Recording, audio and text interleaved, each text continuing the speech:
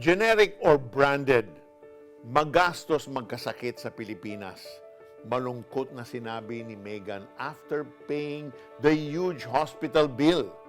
Na-confine kasi ang tatay niya for almost a month at naging financial burden ito sa kanilang pamilya. Aside from the professional fees ng mga doktor at test, ay napakamahal din ang mga gamot. Kaya malaking tulong sa mga Pilipino ang may pasa ang Generics Act of 1988. It is a law that mandates the prescribing, dispensing, and promoting of generic names of medicines. The law provides effective and affordable medicines to all Filipinos.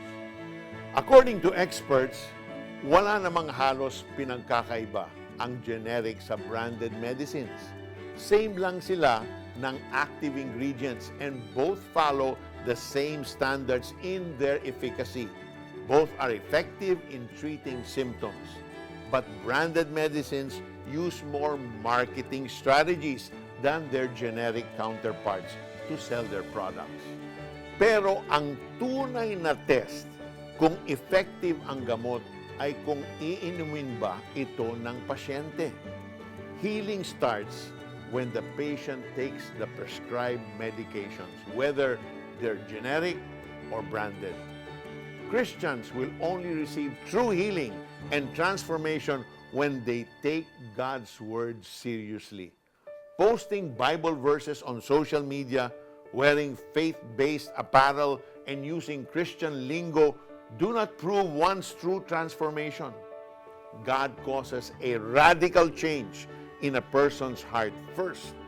Then, the mind and the action follow. His Word has transformative powers, and it is not taken once a day or intermittently.